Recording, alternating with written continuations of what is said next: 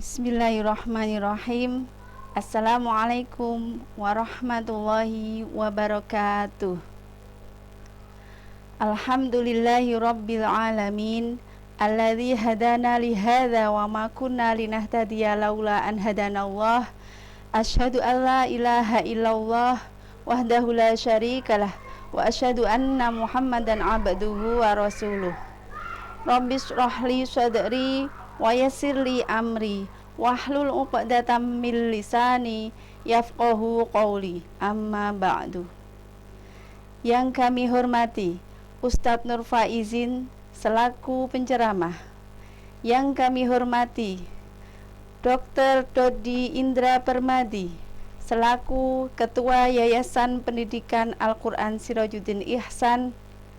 Yang kami hormati Bapak Sunarso SSI selaku Ketua Komite SDIT Zaid bin Sabit.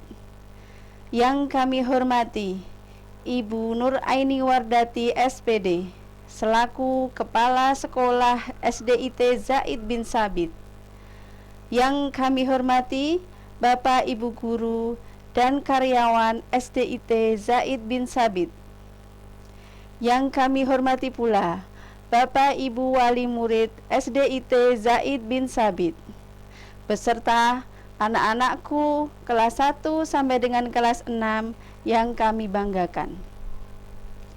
Marilah kita memanjatkan puji syukur kehadirat Allah Subhanahu wa Ta'ala atas limpahan rahmat, hidayah, kesehatan, dan kesempatan kepada kita semua, sehingga kita bisa menghadiri acara peringatan Maulid Nabi Muhammad SAW melalui majelis virtual yang kita cintai ini.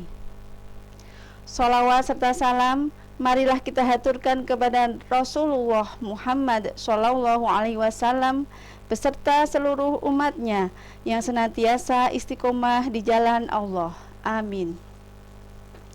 Hadirin yang berbahagia, kami selaku pembawa acara bersama panitia peringatan Maulid Nabi Muhammad SAW akan membacakan susunan acara pada malam hari ini. Yang pertama adalah pembukaan, yang kedua adalah pembacaan ayat suci Al-Quran, yang ketiga adalah taujih, dan yang keempat adalah penutup. Hadirin yang kami muliakan, acara yang pertama adalah pembukaan. Marilah kita buka acara peringatan Maulid Nabi pada malam hari ini dengan membaca surat Al-Fatihah bersama-sama. Al-Fatihah. A'udzu billahi minasy syaithanir rajim. Bismillahirrahmanirrahim. Alhamdulillahi rabbil alamin. Arrahmanir rahim. Maliki yaumiddin. Iyyaka na'budu wa iyyaka nasta'in. Ihdinas siratal mustaqim. Siratal ladzina an'amta 'alaihim ghairil maghdubi 'alaihim waladdallin. Amin. Alhamdulillah, terima kasih. Semoga dengan pembacaan surat Al-Fatihah tadi, acara pada malam hari ini bisa berjalan dengan lancar.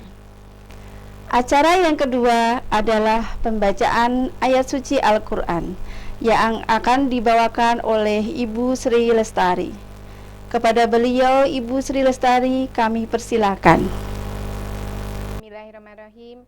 Assalamualaikum warahmatullahi wabarakatuh. A'udzu billahi minasy syaithanir rajim. Bismillahirrahmanirrahim. Wa ibadur rahmanil ladzina yamshuna 'alal ardi haunan wa idza khatabahumul jahilun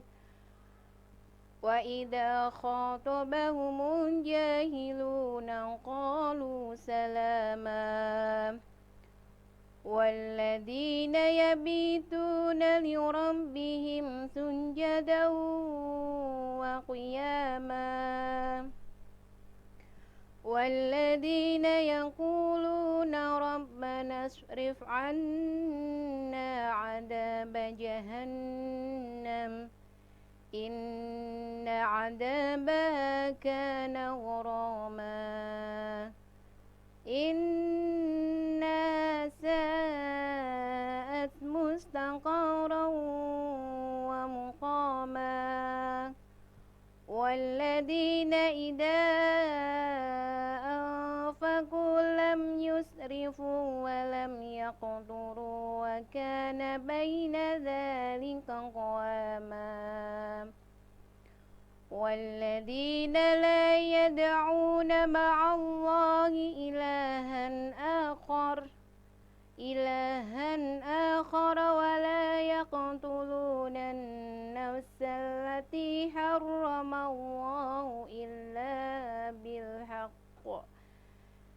إلا بالحق ولا يزنون ومن يفعل ذلك يلقى أثاما يضاعف له العذاب يوم القيامة يخلد فيه مهانا إلا من تاب وآمن وعمل عملا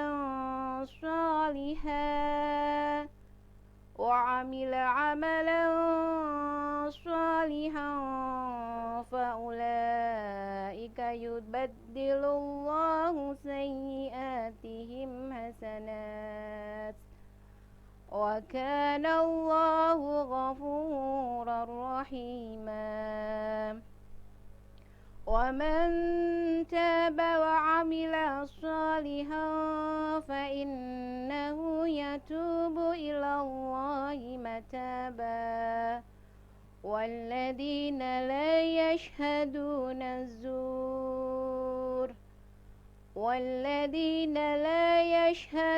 الزور وإذا مروا باللغو مروا كراما والذين إذا ذكروا بآيات ربهم لم يخروا عليها سما وعميانا والذين يقولون ربنا هب لنا من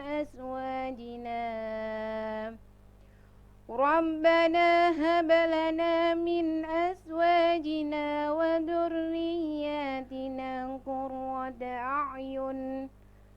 قرة أعين واجعلنا للمتقين إماما أولئك يجزون الغرفة بما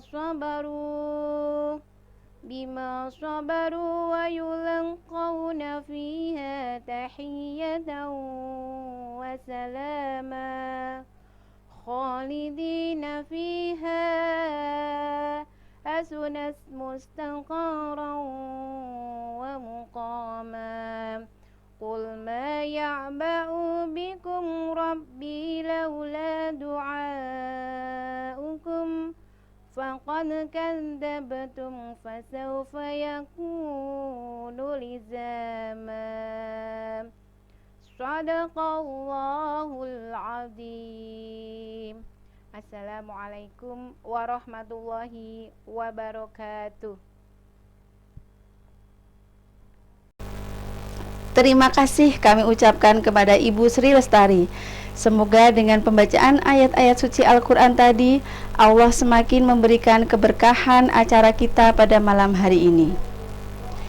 Hadirin yang dirahmati oleh Allah, memasuki acara yang ketiga yaitu taujih, yang akan disampaikan oleh Ustadz Nur Faizin dengan tema Rasulullah Teladan Sepanjang Zaman.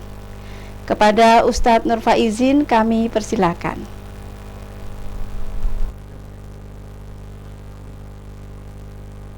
Assalamualaikum warahmatullahi wabarakatuh. Alhamdulillahi rabbil alamin alladzi an'amana bi ni'matil iman wal islam Asyhadu an la ilaha illallah wa asyhadu anna Muhammadan abduhu wa rasuluh. Allahumma sholli wa sallim ala sayyidina Muhammad wa ala alihi wa sahbihi wa sallim, amma ba'du. Amin. Qala Allah ta'ala fi kitabihil karim, a'udzu billahi minasy syaithanir rajim. Bismillahirrahmanirrahim. Ya ayyuhalladzina amanu taqullaha haqqa tuqatih wa la tamutunna illa wa antum muslimun. Wa qala Rasulullah sallallahu alaihi wasallam, ittaqillaha haitsu ma kunta wa adbi sayyi'atal hasanata tamhuha wa khuliqin nasa bi khuluqin hasanin, amma ba'du. Amin. Yang kami hormati Ibu Kepala Sekolah SDIT Zaid bin Sabit, yang kami hormati para asatidzah, wali murid, juga anak-anakku yang sangat kami banggakan. Alhamdulillah atas izin Allah, pada kesempatan kali ini kita bisa bersama-sama untuk menjadikan Al-Quran, menjadikan Rasulullah sebagai tauladan kita, menjadikan Al-Quran sebagai imam kita, dan menjadikan Islam sebagai jalan hidup kita. Yang sampai saat ini kita masih diberikan kekuatan iman, diberikan kekuatan oleh Allah Subhanahu wa ta'ala, yaitu kesehatan dan juga kenikmatan-kenikmatan yang lain. Ini yang perlu kita syukuri. Maka marilah kita bersama kita ikrarkan dengan baca alhamdulillah, alhamdulillahirabbil alamin. Sholawat dan salam senantiasa kita haturkan pada Nabiullah Muhammad sallallahu alaihi wasallam.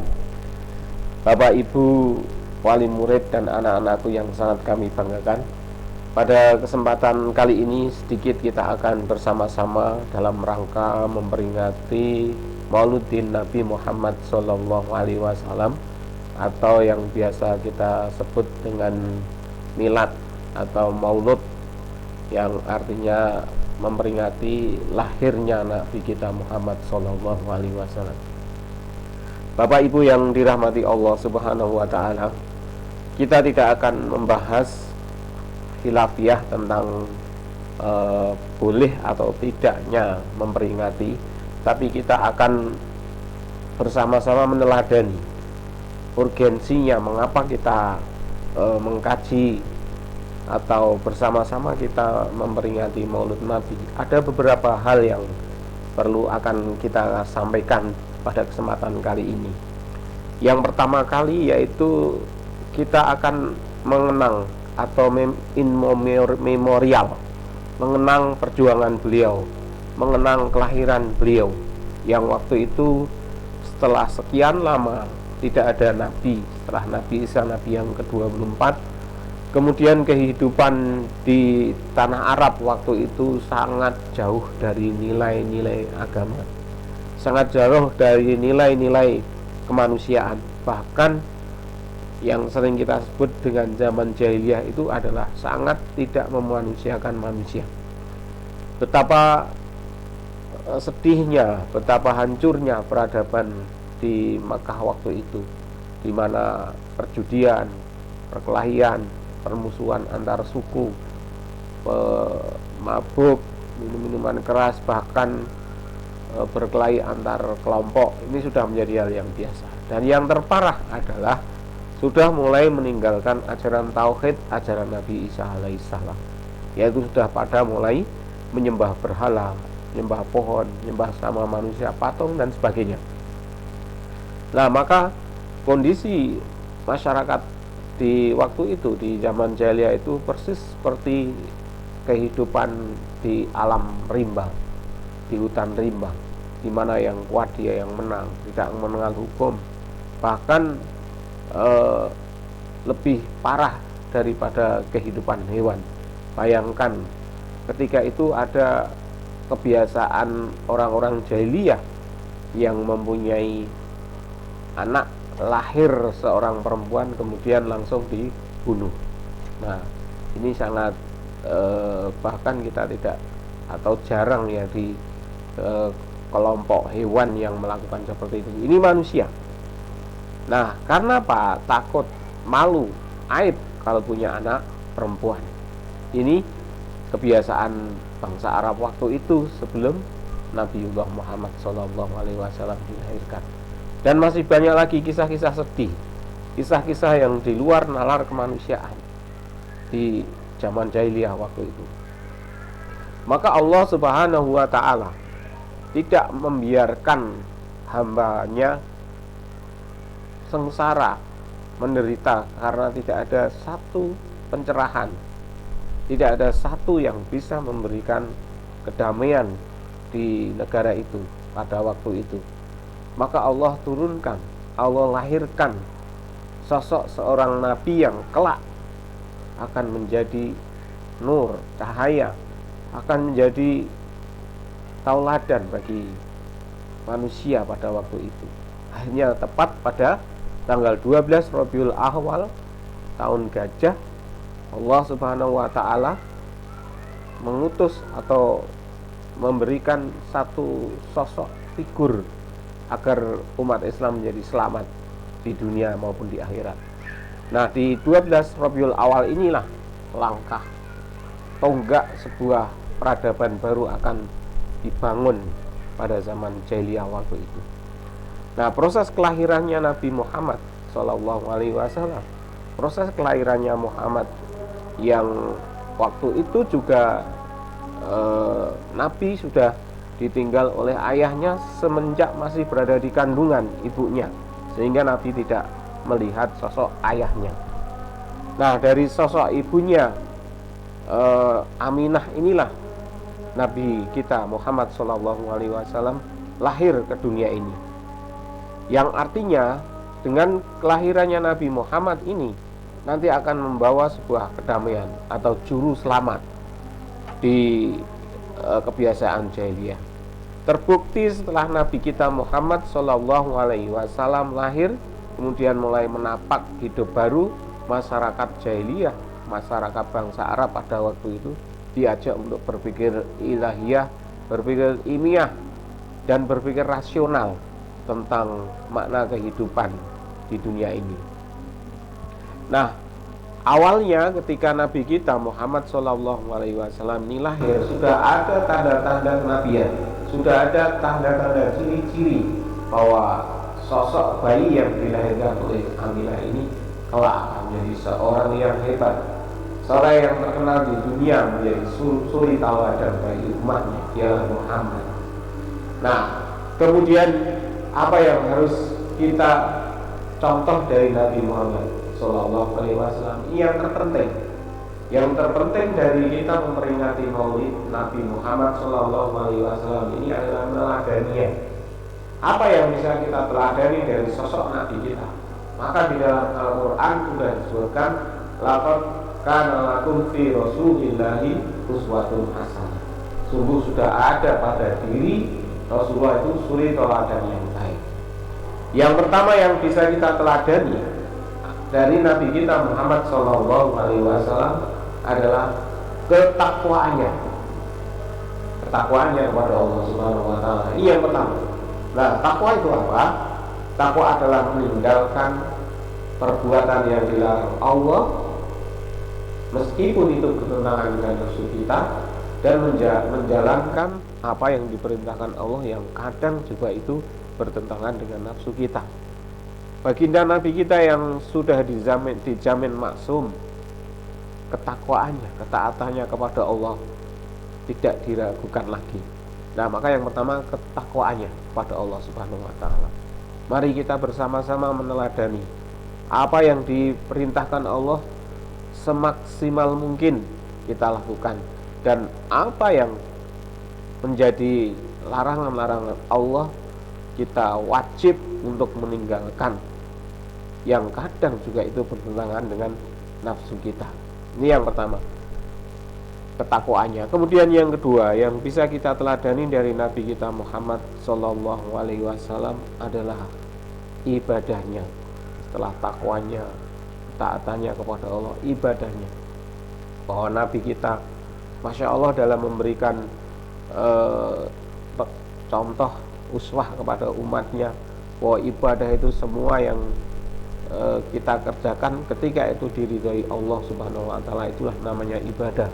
Bahkan ibadah-ibadah yang oleh Nabi kita Muhammad SAW ini dilakukan dengan maksimal. Artinya meskipun Nabi itu maksum, tapi tidak pernah Nabi itu kemudian membuat ibadah itu dijadikan hal yang ringan atau sepele. Salah satu bukti contoh adalah ketika Nabi kita Muhammad SAW sholat sampai bengkak-bengkak, kemudian ada para sahabat mengatakan, wahai Nabi, bukankah Anda itu sudah dijamin surganya, sudah maksum, tapi kenapa masih melakukan itu? Apa kata Nabi? Iya, saya melakukan ini sebagai bentuk syukur kita kepada Allah Subhanahu wa Ta'ala. Nah, kalau Nabi aja yang sudah begitu maksumnya, tidak pernah ada dosa, ibadahnya begitu luar biasanya, yang apalagi kita yang belum ada jatah kapling surga, belum ada garansi jelas untuk masuk surga, maka ibadahnya perlu kita contoh, semangatnya beribadah perlu kita teladani. Kemudian yang ketiga yang bisa kita contoh dari baginda kita Nabi Muhammad SAW adalah kecerdasannya. Maka Nabi kita Muhammad mendapat julukan Fatona yang artinya cerdas. Ya. Cerdas di sini adalah cerdas pikiran, cerdas hati, juga cerdas dalam berbagai hal. Tidak hanya cerdas secara akademi, tapi cerdas secara emosional, cerdas secara ruhaninya, hatinya. Dan terpenting adalah kecerdasan hati ini yang kita butuhkan. Karena apa? Di saat ini banyak anak-anak kita, saudara-saudara kita, bahkan anak-anak didik kita yang cerdas intelektualnya, cerdas pemikirannya, tapi mati perasaannya. Nah, maka Nabi Muhammad adalah cerdas segalanya, cerdas hatinya, cerdas pikirannya. Maka ketika ada gelar Fatona itu sudah menjadi hal yang lumrah. Maka kecerdasannya. Salah satu contoh ketika Nabi kita Muhammad SAW ini memberikan sebuah solusi di perselisihan di antara bangsa Arab yang waktu itu semua pada iri untuk ingin memberikan salah satu Hajar Aswad yang runtuh. Kemudian pada waktu itu orang yang meletakkan Hajar Aswad di Ka'bah itu menjadi orang yang terhormat. Nah, sampai akhirnya hampir pada berselisih, maka Nabi memberikan solusi, yaitu membawa kain, kemudian Hajar Aswad atau batu itu diletakkan di tengah, kemudian diangkat oleh beberapa golongan. Yang ini merupakan solusi cerdas dari Nabi. Akhirnya Nabi mendapat gelar Al-Amin yang dapat dipercaya, kecerdasannya. Nah, ini yang kita butuhkan, tidak hanya cerdas secara akademik, tapi cerdas secara hati, sennya main. Ini yang kita butuhkan saat ini, di saat kita bersama-sama hampir 2 atau 3 tahun ya, kita ada musibah pandemik yang tentunya banyak menguras tenaga dan pikiran. Bahkan tidak sedikit orang-orang yang gulung tikar karena usahanya tidak berjalan. Nah, ini butuh kecerdasan hati untuk membantu sesama. Ini yang ketiga adalah kecerdasannya. Dan yang keempat yang bisa kita teladani dari Nabi Muhammad SAW adalah kesederhanaannya. Kalau Nabi ingin kaya itu hal yang sepele. Kalau Nabi ingin jabatan itu hal yang sepele. Bagi Nabi itu hal yang sangat mudah. Bagi Nabi ketika ingin membangun sebuah rumah mewah, apartemen megah, bagi Nabi itu hal yang sangat sepele. Tapi Nabi ingin memberikan tarbiyah kepada umatnya agar dalam rangka menghadapi hidup ini tidak perlu kita bermewah-mewahan, melampaui batas dan sebagainya. Cukup apa yang kita butuhkan, kebutuhan-kebutuhan yang primer, kebutuhan-kebutuhan yang serasa bermanfaat, yang akhirnya dengan apa yang kita miliki ini sebuah kebutuhan, bukan sebuah kemewahan yang hanya mendapat pujian dari orang. Nah, kesederhanaannya, salah satu contoh betapa beliau sangat sederhananya adalah ketika beliau bangun dari tidurnya, masih ngecap di pipinya adalah bekas pelepah kurma yang secara otomatis beliau sare dengan tidak di spring bed dan sebagainya. Dan masih banyak lagi kisah-kisah sederhananya beliau yang bisa kita teladani. Ketika Nabi kita Muhammad SAW mulai membangun pun yang dibangun bukan gedung dulu, tidak apartemen, tapi masjid yang sangat sederhana. Padahal kalau ingin membuat masjid yang cukup megah luas dan begitu mengeluarkan banyak, bagi Nabi juga sangat hal yang sepele, karena di situ ada seorang miliarder yang sangat terkenal, yang punya dagangan onta sekian ribu, bahkan mungkin jutaan itu ya. Nah, tapi Nabi tidak melakukan itu karena ingin memberi contoh kepada hambanya untuk agar hidup sederhana. Kesederhanaan ini yang bisa kita teladani yang ke-6. Dan yang ke-7, Bapak Ibu Saudara yang sangat kami hormati, adalah keteguhannya dalam menjaga prinsip atau istiqomah. Allah Subhanahu wa taala di dalam Al-Qur'an menyebutkan, innalladzina qalu rabbunallahu tsumastaqamu tatanazzalu alaihimul malaikah alla takhafu wa la tahzanu wa abshiru bil jannati allati kuntum tu'adun nahnu awliya'ukum fil hayati dunya wa fil akhirah walakum fiha ma tad'un. Nah, di sini disebutkan innalladzina qalu, sesungguhnya orang-orang yang mengatakan innalladzina qalu rabbunallah, Tuhan kami adalah Allah, summastaqamu, kemudian dia beristiqomah, maka Allah akan mengirimkan malaikat seraya mengatakan alla takhafu wa la tahzanu. Istiqomah, teguh dalam juga memegang prinsip. Bapak Ibu dan anak-anakku saudara yang kami hormati, di era milenial ini nanti akan banyak godaan, akan banyak ujian-ujian yang akan kita hadapi bersama, baik ujian dari keluarga kita, ujian dari tetangga kita, dari masyarakat, bahkan dari dunia ini nanti akan ada di tengah-tengah kita. Maka keteguhan dalam menjaga prinsip istiqomah di dalam kebaikan ini harus kita senantiasa pegang dalam diri kita. Maka jangan lupa berdoa, yaitu Allahumma inna nas'alukal istiqomah, ya Allah, aku mohon kepada Engkau ya Allah, berikan istiqomah, teguh dalam memegang prinsip, tapi simpatik dalam penampilan. Itu yang dilakukan Nabi. Keteguhannya Masya Allah, tapi selalu simpatik dalam penampilan. Suatu ketika para pembesar Quraisy, para pembesar kafir ini menawarkan toleransi kepada Nabi. Wahai Nabi, sekarang gini saja, kamu ingin apa?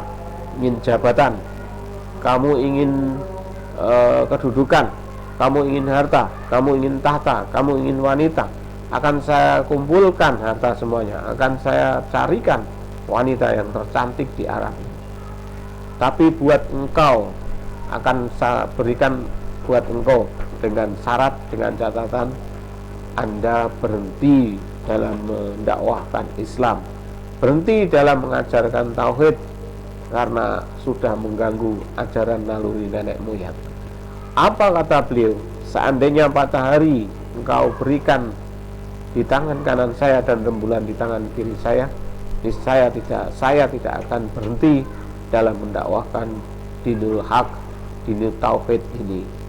Ini Masya Allah, betapa teguhnya dalam memegang prinsip.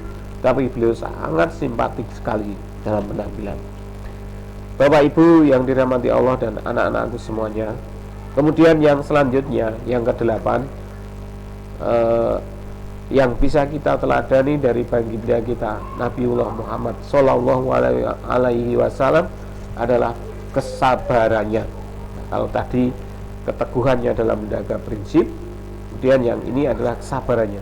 Betapa beliau, Masya Allah, ujian yang tidak ringan, karena pada waktu itu yang namanya La ilaha illallah atau kalimat tauhid itu adalah sesuatu hal yang tabu, karena pada umumnya masyarakat waktu itu pada menyembah berhala. Tapi ada sebuah kalimat yang sangat sensitif untuk orang-orang Arab pada waktu itu, La ilaha illallah, tidak ada Tuhan selain Allah. Nah, Allah itu siapa? Nah, ketika Nabi kita mulai menyebarkan dakwah tauhid berupa La ilaha illallah ini, pembesar-pembesar Quraisy ini kemudian pada merah telinganya, marah dan sebagainya. Maka dibuatlah skenario-skenario atau cara-cara yang licik untuk menjegal agar Nabi berhenti dalam dakwahnya. Tapi apa yang beliau lakukan? Beliau tetap isbiru wasyabiru, dia tetap sabar. Bahkan ketika pengikutnya yang pertama kali oleh kaum kafir Quraisy dibunuh, Ammar bin Yasir dan Sumayyah dibunuh, ditumbak, tapi beliau tetap memperlihatkan kesabarannya, tidak terpancing, tidak terprovokasi, karena memang waktu itu masih lemah. Betapa setiap harinya Nabi kita dicaci, difitnah, dimaki, tapi beliau dengan segala kesabarannya tetap menjaga emosinya, tetap bersandar kepada Allah. Maka Allah katakan dalam surat Al-Baqarah itu, ya ayyuhalladzina amanu sta'inu bisabri wassalah innallaha ma'asyabirin. Wahai orang-orang yang beriman, jadikan sholat dan sabar itu sebagai penolong. Nah, sabar ini adalah sebuah kata-kata yang pendek, tapi kadang terasa sulit untuk kita lakukan. Maka yang perlu kita teladani dari Nabi selanjutnya itu adalah kesabarannya. Kemudian yang ke-8 yang bisa kita teladani dari Nabi kita Muhammad Sallallahu Alaihi Wasallam adalah kemuliaan akhlaknya. Maka Rasulullah di dalam hadisnya mengatakan, innama buistu liutamima makarimal akhlak. Sesungguhnya aku diutus oleh Allah untuk menyempurnakan akhlak. Nah, maka akhlak matinul hulub atau mulia akhlaknya ini menjadi hal yang terpenting, apalagi di era seperti ini. Adab ini sudah hilang, adab-adab anak-anak kita, anak-anak dengan orang tua, adab adik dengan kakaknya, bahkan murid dengan gurunya sudah mulai hilang adab-adabnya. Maka akhlak yang mulia ini dicontohkan oleh baginda Nabi. Salah satu contoh perangai akhlak yang sangat mulia dari Nabi adalah Nabi tidak pernah membalas, tidak pernah balas dendam dengan penderitaan, dengan cacian dan makian yang sebenarnya kalau Nabi ingin membalasnya bisa, tapi Nabi tidak melakukannya. Salah satu contoh ketika Nabi dikejar-kejar oleh kafir Quraisy dan tertangkap oleh Surakoh waktu itu. Kemudian Nabi mengatakan, Surakoh mengatakan, wahai Muhammad, saat ini sampean Anda akan mati di pedang saya. Kamu mau minta tolong siapa? Kemudian baginda Nabi mengatakan, saya akan minta tolong kepada Allah. Ketika itu Surakoh menjadi gemetar dan akhirnya masuk Islam. Setelah dibalik oleh Nabi, sekarang balikan, wahai Surakoh, sampean mau minta tolong kepada siapa? Akhirnya Surakoh masuk Islam dan Nabi tidak membalasnya. Padahal bagi Nabi kecil itu kalau ingin dilakukan. Maka mulia akhlaknya ini bisa kita teladani dari Nabi. Baik akhlak dengan hewan, dengan tumbuhan, dengan sesama manusia, bahkan adab akhlak dengan Allah itu juga Nabi ajarkan untuk kita semuanya.